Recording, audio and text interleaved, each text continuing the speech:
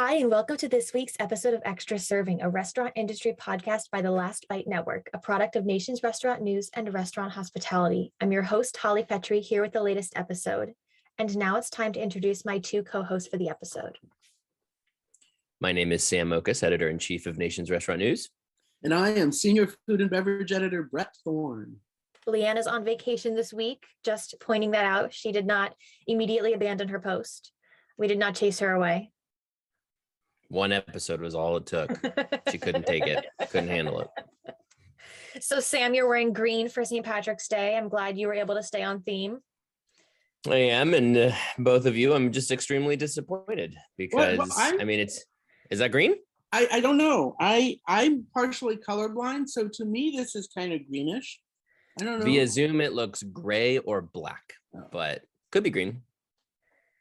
Actually, now that you do that, maybe that's like a Maybe hunter it's a green. Yeah, it could be a green. Okay.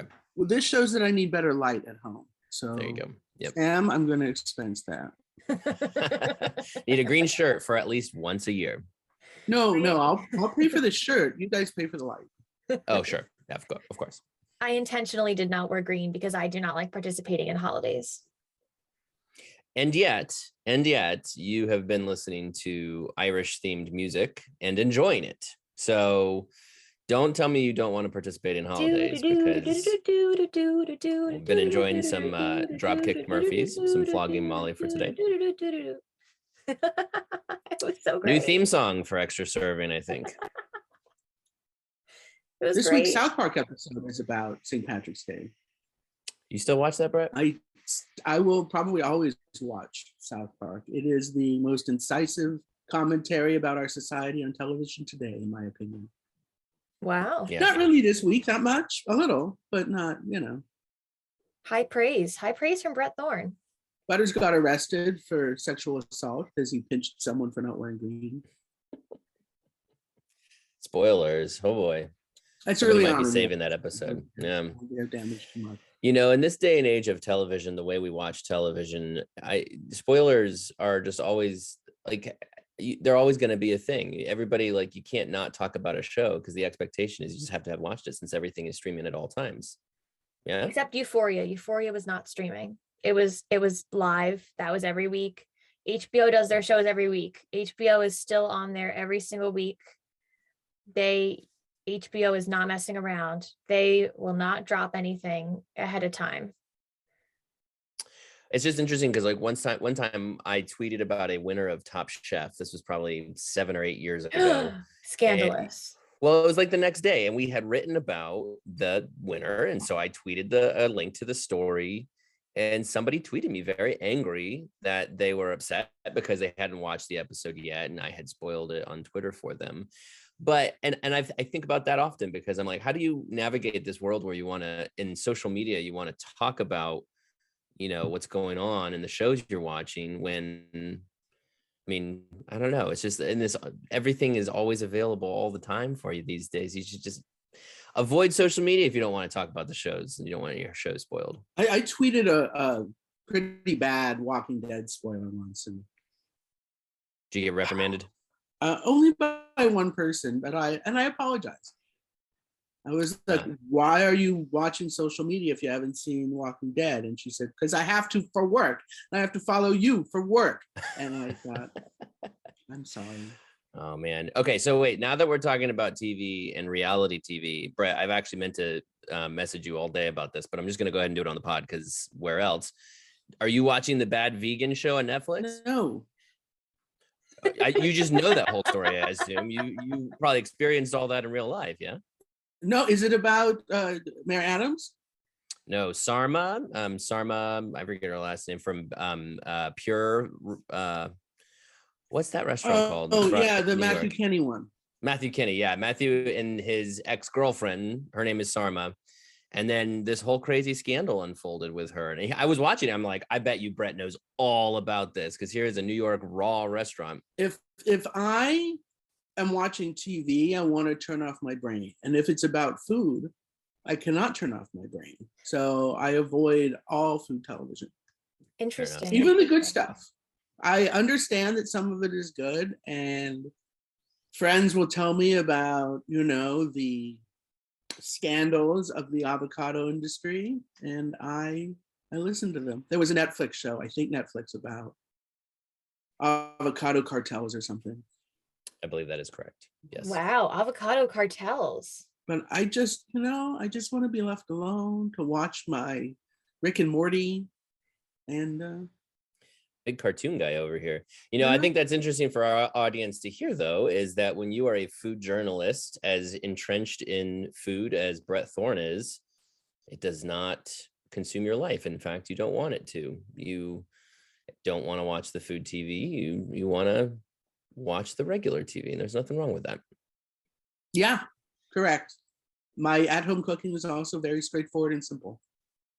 Good to know. But you always describe your recipes and they always sound so good, Bret. Your food They're always sounds But delicious. they're simple. Do you want to know what my least favorite question to be asked is? What's your favorite restaurant? What's your favorite restaurant? I hate it. I hate it so You much. get it all the time, don't you, Bret? All the flipping time.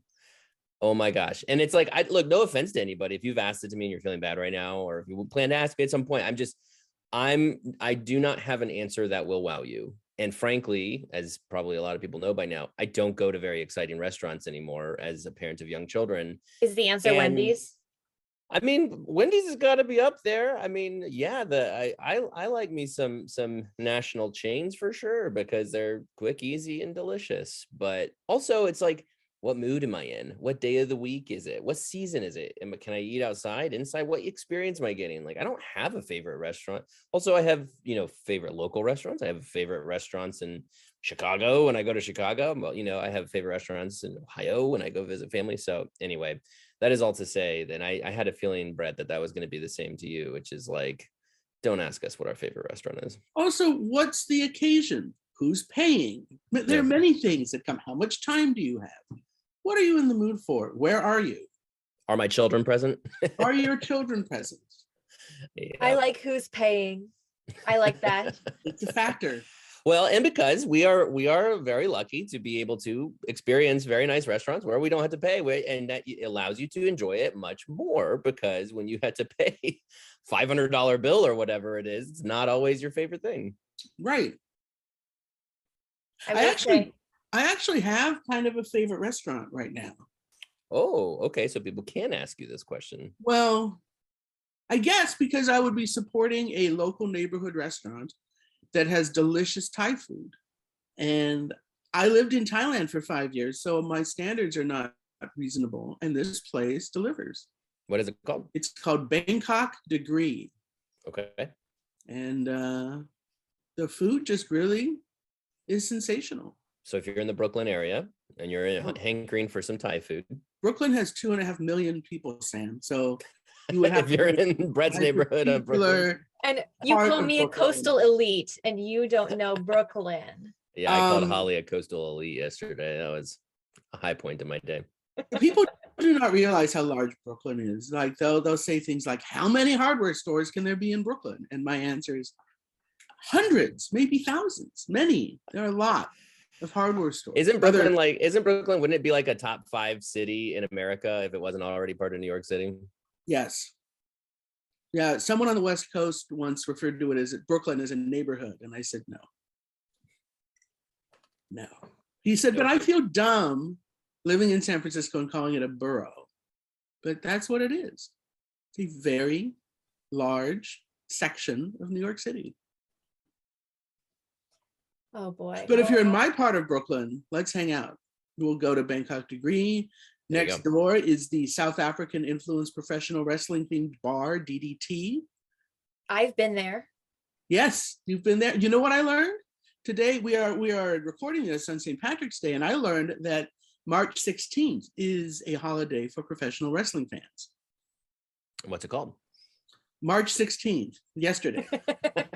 It's called yesterday. It's called yesterday. It's a funny holiday name. You could have that every day. For complicated reasons, Stone Cold Steve Austin.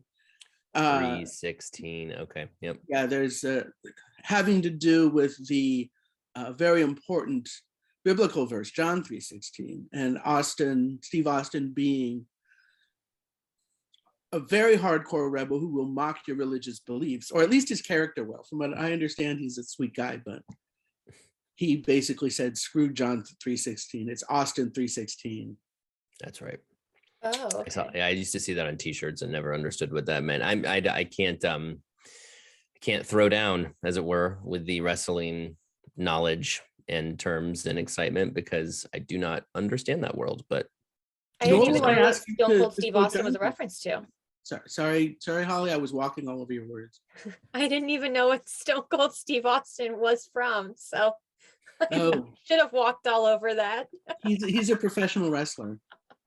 and we're talking like, WWE or F, whatever it is now, wrestling with spandex and muscles. Mm. Just my I hope I speed. explained it. I hope I explained it well. But hope I that mean, did it. you weren't wrong. Also, it's Right. entertainment. They're not actually harming each other often. Okay, we like that. Sometimes someone slips. There have been fatalities in the ring, but not usually. Okay. Well, slipping is natural. It's a natural part of life. Some people just slip. That's allowed. Fatalities. Anyway, let's talk about food. Let's talk Or about let's talk food. about food news. Yes, There let's was talk a- about the restaurant industry. There was a lot There you of go. news this week, and it was A lot of boy. exiting. A lot of exits. There was a CEO palooza this week. I mean, we've said the word palooza on this podcast before. I have, because I love the word palooza. But oh boy, was it a CEO palooza this week. And the week's not even done. I mean, it's only it's been just 4 days Thursday. of the week. We could have one more tomorrow. And we had a CEO leave this morning. We Yeah. woke up to a CEO leaving. Carl Howard of Fazoli's left his job this morning. So we had Wingstop's CEO leave, Starbucks CEO leave last week, Domino's CEO left. I mean, what's going on? I mean, a lot of things, but so let's start with Charlie Morrison of Wingstop, because here's a guy who did a remarkable job at that company. They enjoyed massive success during the pandemic, really well-positioned company. And he left to go become CEO of a 50-unit salad fast casual called Salad and Go, where I believe he had been on the board. I'm going to put him in a box over here because if I'm going to guess here, based on everything that's coming out of that situation, that was probably him literally saying, I want a new challenge. Maybe he was bored. Maybe he wanted to see if he could go do this again at a salad concept, because, he made a joint statement with Wingstop. I mean, all of it felt like, okay, like, I think he just wants to go do something else. Doesn't feel like any scandals going on here. The company is certainly in a good position. So maybe this is just him going to, explore something else. When it comes to Kevin Johnson of Starbucks, who is officially retiring, I mean, this comes on the heels of feeling like there's just a lot of stuff going on with Starbucks. Just kind of I don't want to call it a mess. But it just feels a little bit, Starbucks has felt a little sloppy, I guess I would say. Certainly it did not fare as well in the pandemic as a lot of brands because of the location of so many of their shops. But also, just there have been more questionable things, I think, that have happened over the course of Kevin Johnson's tenure than perhaps we experienced under Howard Schultz's tenure. I mean, Howard Schultz is no saint, but I think he tended to be a little bit more buttoned up with, and perhaps a little bit more of a better, I don't want to call him like a North Star for that company, but he seemed to be a better captain of the ship, or whatever we want to say. So point is like, it felt a little bit like Kevin Johnson retiring was, a little bit more emblematic of stuff that was going on at the company. And I don't know what's going on with Carl Howard, but I cannot imagine the fat brands stuff going on, with Andy Wiederhorn in the headlines. Perhaps that expedited. He said he wanted to do it for his health. So I hope that, and if that's true, then all power to him, because you should take care of your health. But maybe it's also a situation where, they're part of another company now that is embroiled in some scandal. And so, he took the exit ramp when he could. But yeah, going back to then Rich Allison of Domino's, another company that did extraordinarily well in the pandemic, and he's coming out. I guess the last point I'd make is the last 2 years have probably been exhausting for these people. I mean, to some degree, they probably are just like, all right, I got our company through this. I need to go take a break. Even for Charlie Morrison going to another job, it's not going to be the same, at a 50 unit fast casual as it is at $1 billion wing company. So there's probably some of that going on. And then it's just really hard in this industry right now. So it could just be like time for a change. Yeah, I think that's what it is, that, the past 2 years have been really hard. And these chains, I mean, even Starbucks, they got through it, and the other three got through it with flying colors. They did really well. And enough is enough. It actually reminds me of when I was 3 or 4 years old and I was in a game of musical chairs and I won. And then whoever, the adult in charge, said, okay, now we're going to do it again. And I broke down in tears because I'm like, I already won.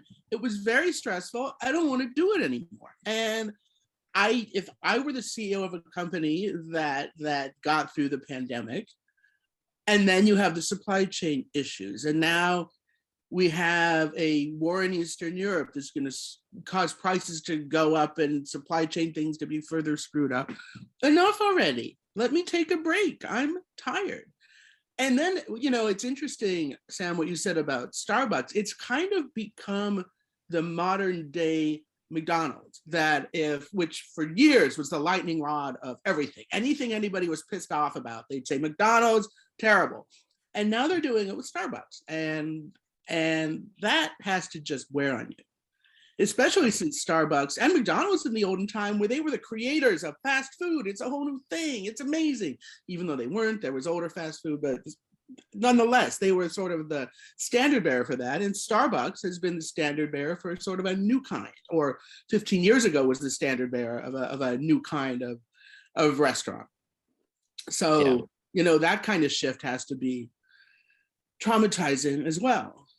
I have to imagine it must be weird for Kevin Johnson to live in Howard Schultz's shadow too, because even though Howard Schultz had stepped away and ran for president, even, you're always in that shadow, and the shadow, I mean, it clearly exists if he's coming in as interim, and they said this was a year in the works. So I don't know. It will be really interesting to see who the next CEO to step into that position at Starbucks is, because hello, inherit the shadow. And there's going to be that some degree of can you handle this? Because it seems like every time there's a CEO transition, because this is the second time, right, that there's been a different Starbucks CEO other than Howard Schultz, who did not be very successful. So he came back. And this is the second time that has happened. And so, yeah, whoever wants to take that job, that's going to be a tall order, just because you're going to be dealing with the shadow of Howard Schultz and knowing that this is a global behemoth that has been through a rocky patch. I mean, we did see some speculation on our team that it could be Rich Allison, because he was so successful with his technology at Domino's, even though he retired. We still think we'll see him. Yeah, I mean, the retirement term is interesting. I mean, and again, not judging these people's personal decisions. I had air quotes around that for those listening on the podcast. I put air quotes around retirement. Yes. I mean, Rich Allison seems like a young guy. So retirement, I mean, when he makes it Domino's, certainly he could retire, but I'm sure he can't stay out for long. So who knows? Yeah, I mean, maybe that's true. I am still fascinated by the decision by Charlie Morrison, though, because there's something really kind of cool about that, I guess you could say, because if this is if it was like, I wanted to have a new challenge, maybe he's passionate about salads.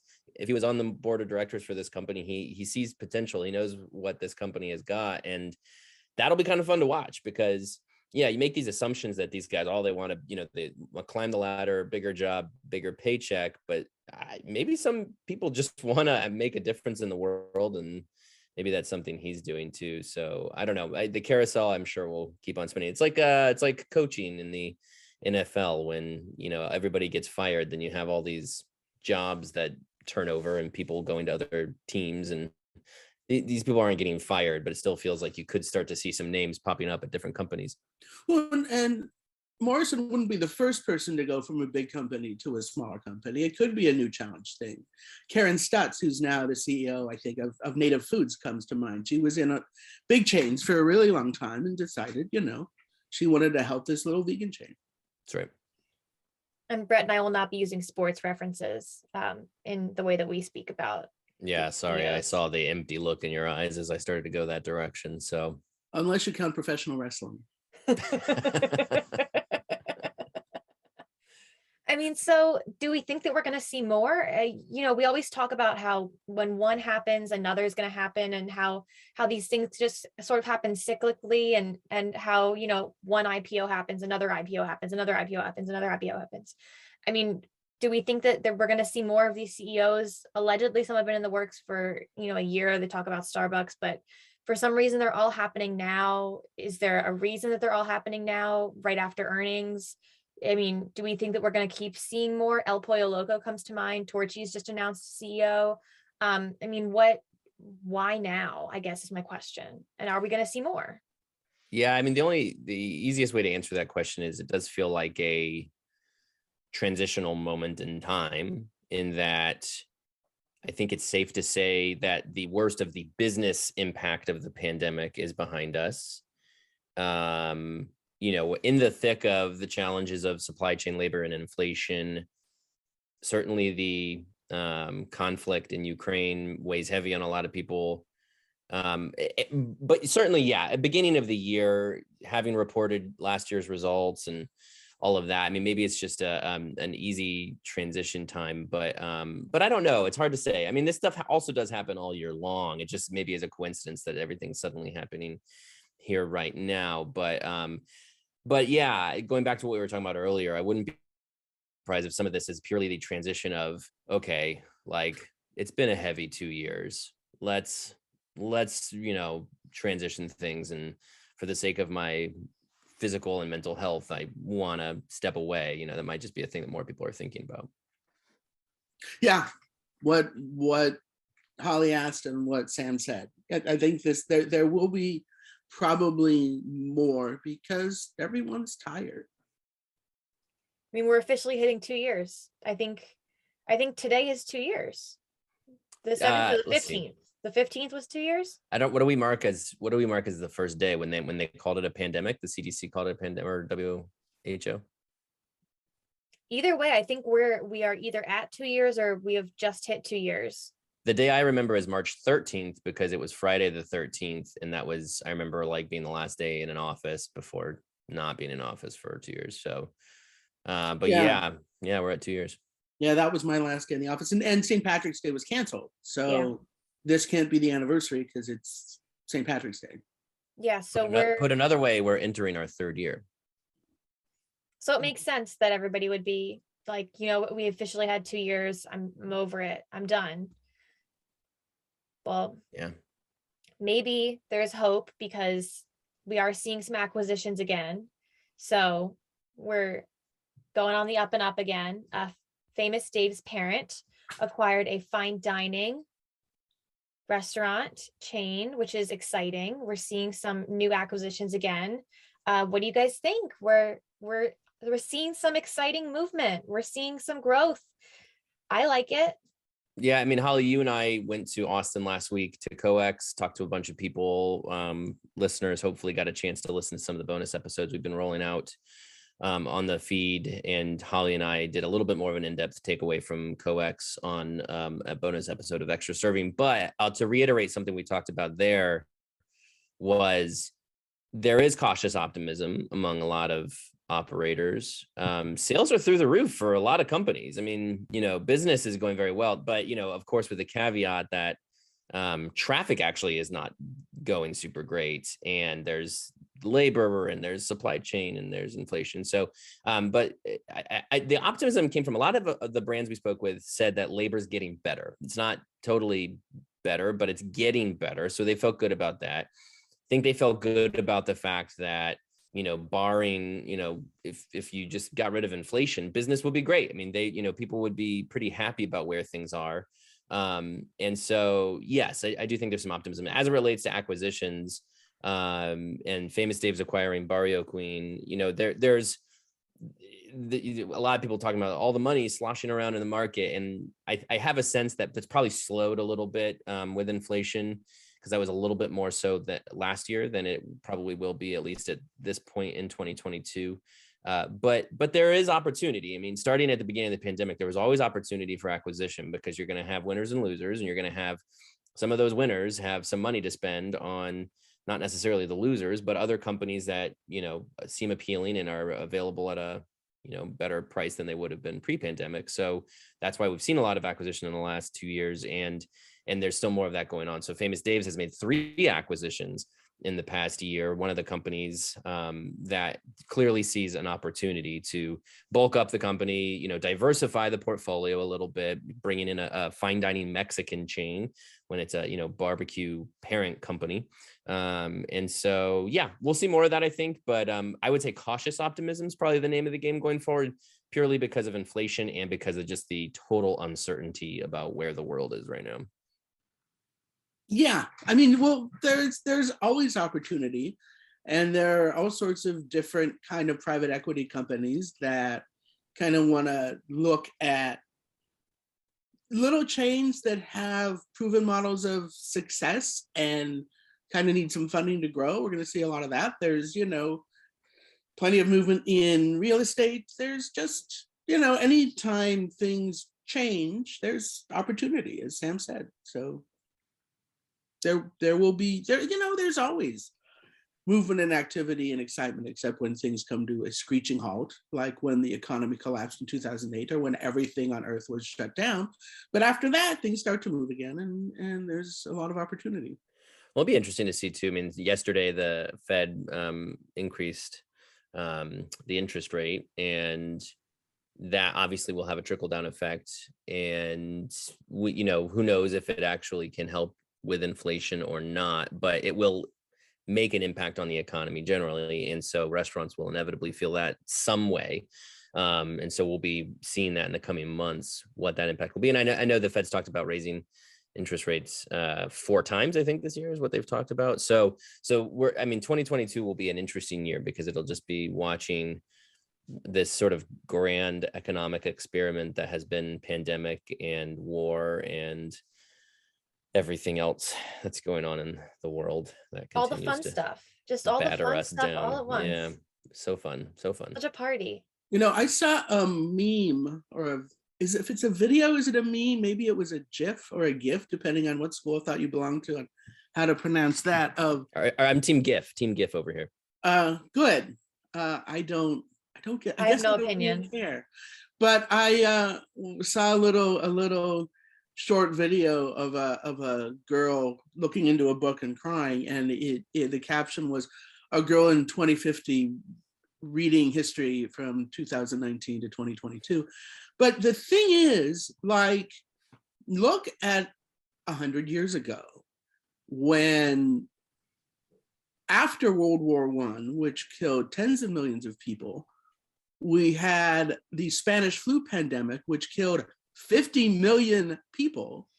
And then the Soviet Union had a civil war that was so terrible that people regularly resorted to cannibalism. So, things don't look great now, but have some perspective. But it could be worse. Yeah. Well, before we get too far off the deep end. Sorry. What we're trying to say is chin up, restaurant industry. Right. Yes. It could be cannibalism. It could be cannibalism.